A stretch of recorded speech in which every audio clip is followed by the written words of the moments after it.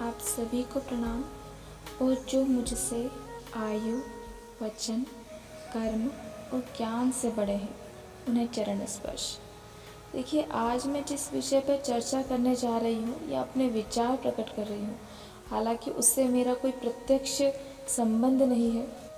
देखिए, बात करते हैं लॉकडाउन की, तो जहाँ एक और लॉकडाउन ने सभी सार्वजनिक स्थानों पर ताला लगाया है, तो वहीं दूसरी ओर घर की दीवारों की महक एक साथ हमारे रिश्तों ने ली है।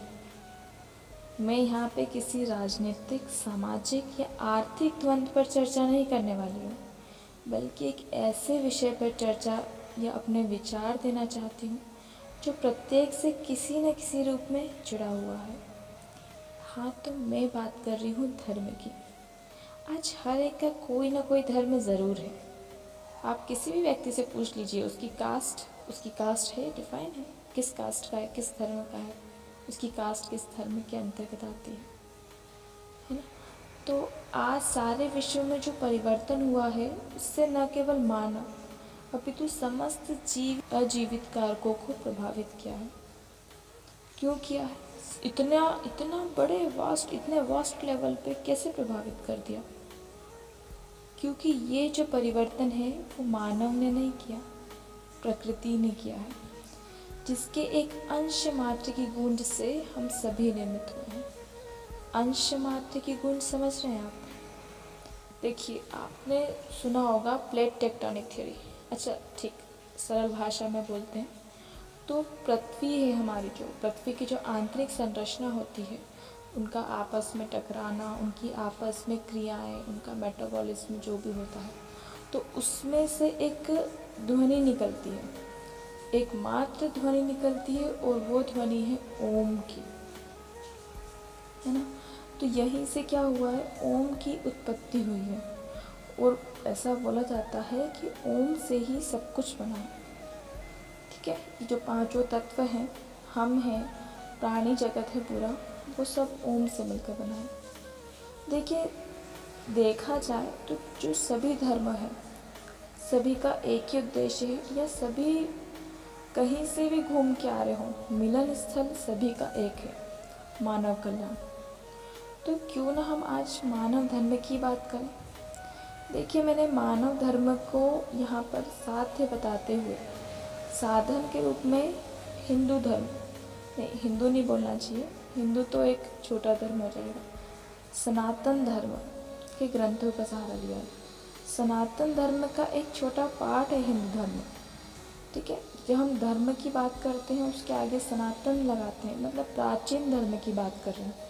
यहाँ पे मैं अभी प्रचलित धर्मों की बात नहीं, बल्कि सनातन धर्म की बात करूँगी, और उसमें कुछ एक ग्रंथों को यूज़ किया है जो मेनली हिंदू द्वारा पढ़े जाते हैं। देखिए, सभी ग्रंथों का सार एक ही होता है। हम किसी भी ग्रंथ के धार्मिक ग्रंथ को उठाएं तो हमको एक ही चीज़ पढ़ने को मिलेगी। तो मैंने यहाँ पे सनातन धर्म के ग्रंथ लिए। ठीक है, देखिए, हालांकि मैं स्वयं भी जो हूँ विज्ञान को सत्ता देती हूँ, और जितनी भी धार्मिक नीति हो गई, रूढ़ी हो गई, वाक्य हो गई, उस पर हमेशा मेरा सवाल होता है, ऐसा क्यों, और तर्क ढूंढने लग जाती हूँ आपकी तरह। और जिसका मुझे तर्क नहीं मिलता, मैं बोलती हूँ ये सब अंधविश्वास है, मैं ऐसा नहीं करूँगी। ठीक है, हालांकि कुछ चीज़ें ऐसी होती हैं जो हम दबाव में या बड़ों के कहने पर कर लेते हैं, मन से नहीं कर पाते, क्योंकि हमारे मन में उसके प्रति तर्क नहीं है। आज तर्क की, या कह सकते हैं अभी जो युग चल रहा है 21वीं सदी, तर्क पर आधारित होता है। मतलब जिसका तर्क नहीं मिलता, हम उस पर विश्वास नहीं कर पाते। देखिए, अभी लॉकडाउन लगा, तो वही लॉकडाउन का असर भी सेम जैसा आपके ऊपर पड़ा, मेरे ऊपर भी यही पड़ा है ना। देखो, चाहे इंसान छोटा हो या बड़ा, एक छोटे से किसान, मजदूर, व्यापार और पंडित से लेकर बड़े स्तर के लोगों तक ये लॉकडाउन ने सभी को एक साथ प्रभावित किया है। इसने भेदभाव नहीं किया किसी में। ठीक है, देखो, चूँकि बात धर्म की है, तो अन्य वर्ग को छोड़कर मैं धर्म पर अपनी बात शुरू करती हूँ। देखिए, कुछ पंक्तियाँ लिखी है मैंने। ना हम कोई तीर्थ जा पाए, न कन्या या सार्वजनिक भोज कर पाए, फिर भी धर्म के अंध महासागर में डुबकी लगाते हजारों लोग भगवान की तलाश में जुट जाते हैं। भूखे या मरते इंसान के आंसू उसे अब कहाँ नजर आते हैं। अच्छा, ये लाइन को लिखते वक्त, बोलते वक्त या आप सुन रहे हो, आपकी नज़र में क्या आता है? एक मासूम सा बच्चा या किसान या मजदूर का धुंधला चेहरा सामने आता होगा। अब हमें ये नहीं पता कि इनकी साफ तस्वीर कब हमें दिखेगी, कि धर्म के नाम पर पैसे देने या दान करने मीलों का सफ़र तय करते हैं, लेकिन चौखट पे आए भगवान को देने में कंजूसी बरतते हैं। ऐसा करते हैं हम। एक और सुन लीजिए। धर्म की बात करता इंसान कर्म से विफल हो जाता है, बदलकर ग्रंथों की वाणी खूब पैसे कमाता है। अच्छा, इस लाइन में बहुत से ऐसे लोग शामिल हैं जो धर्म के नाम पर किसी के कर्मों की मेहनत को स्वयं रख लेते हैं। अच्छा, इसमें एक और चीज़ देखना कि ग्रंथों की वाणी को कैसे बदलता है इंसान।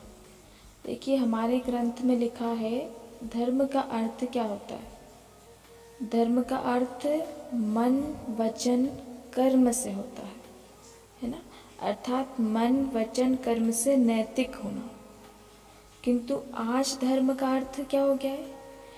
तन, मन, धन से भगवान और भगवान के उपासकों की पूजा करना, है ना। मतलब मन, वचन, कर्म को हमने चेंज करके क्या कर दिया? तन, मन, धन, है ना। तन से शुद्ध होना, मन तो खैर एक ही बात है। जैसे सुबह सुबह नहा धोकर पूजा पाठ करना, ठीक है। आपके पास गीज़र वगैरह है, गर्म पानी की सुविधा है, तो आप गर्म पानी से नहाइए। गरीब के पास नहीं है ना, या तो वह ठंडे पानी से नहाएगा, पानी नहीं है तो नदी में डुबकी लगाने जाएगा, है ना। मतलब शुद्ध तन, शुद्ध कपड़े पहनकर पूजा करते हैं, ये बुरी बात नहीं है, ठीक है। और देखिए, बात तो अच्छी है, साफ सफाई की बात ही है, किंतु इसमें डिफरेंस देखना आप, है ना। अभी देखो, अर्पण करने के लिए प्रत्येक भगवान के लिए उनकी सामग्री निश्चित की गई। अच्छा, सामग्री तो ठीक है, उनके दिन या वार निश्चित किए गए हैं कि शनिवार शनिदेव का है ना, बुधवार गणेश जी का है, सबके अलग अलग वार है, सोमवार शिव जी का, ठीक है। और दूसरा आता है मन, ये तो ग्रंथों में शामिल है, तो इसका यथार्थ मतलब इसका अर्थ का अनर्थ नहीं है, इसमें वही है, मतलब मन को परमात्मा में लीन करो, ठीक है। और अंत में आता है धन, है ना। मतलब भगवान को जब तक धन नहीं दोगे तब तक तुम्हारा मन उसके पास नहीं पहुंच पाएगा, है ना। देखो, कुछ पंक्तियां पढ़ूँ मैं आप इसके लिए, तो आपको शायद थोड़ा स्पष्ट हो जाएगा कि जपा मैंने भी राम का नाम, गीता में भी प्राण लगाया है। जपा मैंने भी राम का नाम, गीता में भी प्राण लगाया है। इंसान ने इंसान है क्या, भगवान को भी करीब बताया है, भगवान को भी करीब बताया है ना। तो देखिए, जो इसमें शुरू के जो दो वर्ड है, फर्स्ट और लास्ट वर्ड, तन, मन, धन में, तो मन तो इससे हट जाए, तन और धन ये इंसान को बांटता है। इंसान का मन एक ही है, वो इंसान को नहीं बांटता, पर तन और धन ने आज मानव को अमीर और गरीब की श्रेणी में बांट दिया है। और आप ये कल्पना भी नहीं कर सकते या इस चीज़ को सोच भी नहीं सकते कि आज इसी के कारण, तुम्हारे इस धर्म के अनर्थ के कारण, एक गरीब व्यक्ति आंखें मूंद कर जितने कर्मों से कमाता है उससे अधिक पूंजी को व्यर्थ कर देता है। वो अनावश्यक ही खर्च करता है धर्म के नाम पर, या तो वो खर्च कर देता है या उससे ले लिया जाता है। अच्छा देखो, हमारे धर्म ग्रंथों में क्या लिखा है? दान करें। किसे दान करें? किसी ब्राह्मण या ज़रूरतमंद इंसान को, आई रिपीट, किसी ब्राह्मण या ज़रूरतमंद इंसान को, है ना। अब अभी हम क्या पढ़ते हैं, अभी जो नई नई बुक्स आ गई हैं, है ना, सभी भगवानों की चालीसा, सभी भगवानों का अलग अलग जो आ गई है, जनश्रुतियों पे आधारित कहानियाँ बन गई हैं, है ना। तो हमने यहाँ पर दान में ज़रूरतमंद शब्द को हटा दिया, उसको अदृश्य बना दिया, केवल ब्राह्मण दान को माना है ना। अछूतों को तो आज भी कई जगहों पर, कई घरों में घुसने या उन पर दान या फिर उनको हीन दृष्टि से देखा जाता है ना। गलत।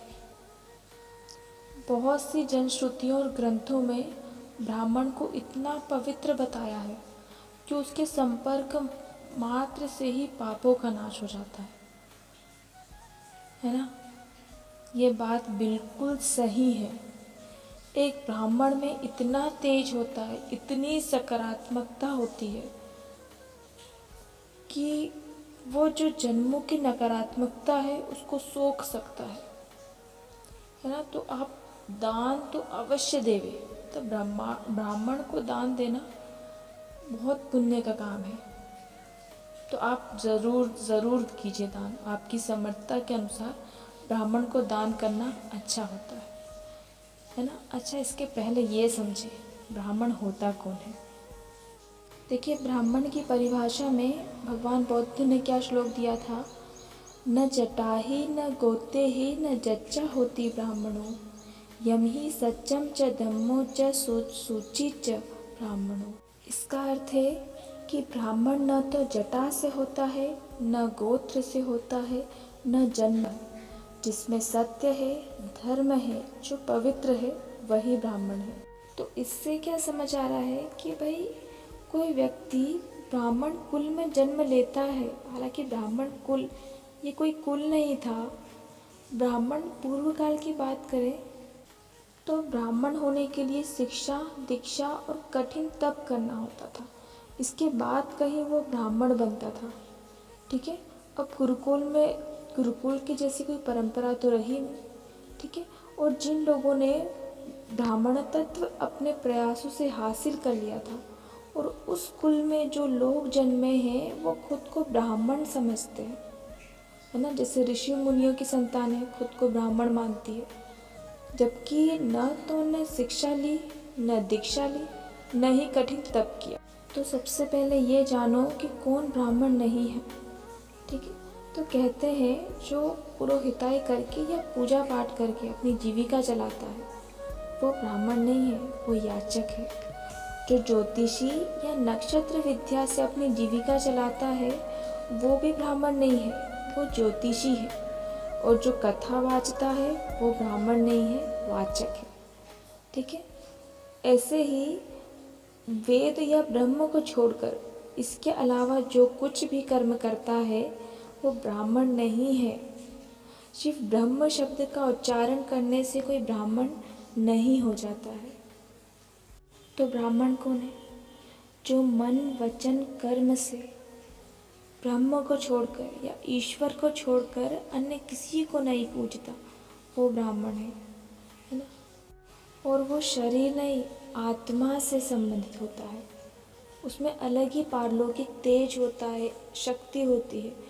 जो सनातन प्राचीन समय में जो ब्राह्मण थे, ऋषि मुनि थे, उनके ऐसा बोला जाता है उनके आसपास एक रोशनी, एक प्रकाश पुंज टाइप दिखाई देता था। आज मुझे नहीं लगता किसी ब्राह्मण के सर के पास आपको इस प्रकार दिखाई देगा। तो यहाँ हम जिस ब्राह्मण की संज्ञा दे रहे हैं उसे व्यवहारिक रूप में देखना बहुत ज़्यादा कठिन है। हो सकता है ये आपको मिले किसी धार्मिक स्थल पर, ऐसा नहीं कि ब्राह्मण है ही नहीं आज, पर यह है कि वो आपको कठिनाई से मिले।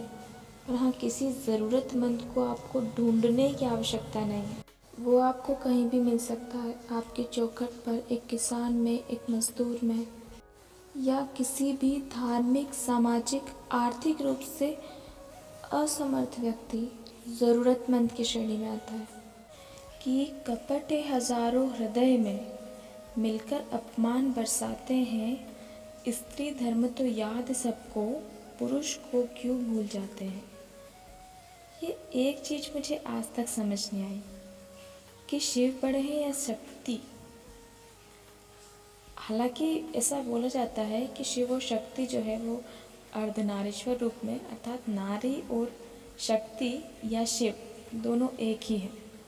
दोनों की शक्ति समर्थता समान है ना। तो एक बात बताओ, यहाँ पे शिव मतलब पुरुष और शक्ति मतलब स्त्री हुई ना। तो प्रत्येक धर्म में प्रत्येक रीति, प्रत्येक रूढ़ी स्त्री के सामने ही क्यों परोस दी जाती है? प्रचलित हर व्रत में स्त्री ही तो पुरुष को बचाती है। एक और स्त्री की व्यथा सुनो। जन्म से विपरीत परिस्थितियों की हकदार हूँ मैं, पिता पर बोझ और पति पर कर्जदार हूँ मैं। हूँ तो 2 घरों की चौखट लांघती, फिर ये तो बताओ किस घर की किराएदार हूँ मैं। ऐसा लग रहा है हम विषय से भटक चुके हैं। हालांकि देखिए, मैं किसी प्रकार से नास्तिक नहीं हूँ और ना ही पुरुष विरोधी हूँ, किंतु एक स्त्री होने के नाते स्त्री विषय पर रुकना या स्त्री विषय पर मेरा चिंतन होना स्वाभाविक है। ठीक है, तो यहाँ पे अपनी इस वाणी को विराम देते हुए सिर्फ यही कहूँगी कि धर्म मन, वचन और कर्म से होता है, तन मन धन से नहीं। ठीक है, और यहाँ पे मानव धर्म सिर्फ मानव का मानव से नहीं होता, बल्कि प्रत्येक निर्जीव सजीव और प्रकृति में जितने विद्यमान दृश्य अदृश्य होते हैं सभी से होता है। तो कुल मिलाकर यह कह सकते हैं हम कि मानव धर्म प्रकृति के नियमों पर आधारित होता है और इसका एक ही मार्ग होता है प्रेम, जो मन वचन कर्म से होता है। प्रेम के दायरे में सिर्फ स्नेह, सिर्फ आधा सा नहीं, बल्कि सम्मान, समानता, संप्रभुता, समानुभूति, समरसता, सहानुभूति और भी कई पूर्ण सम्मिलित होते हैं। परमात्मा की संपूर्ण अनुभूति प्रेम में ही तो है। धन्यवाद।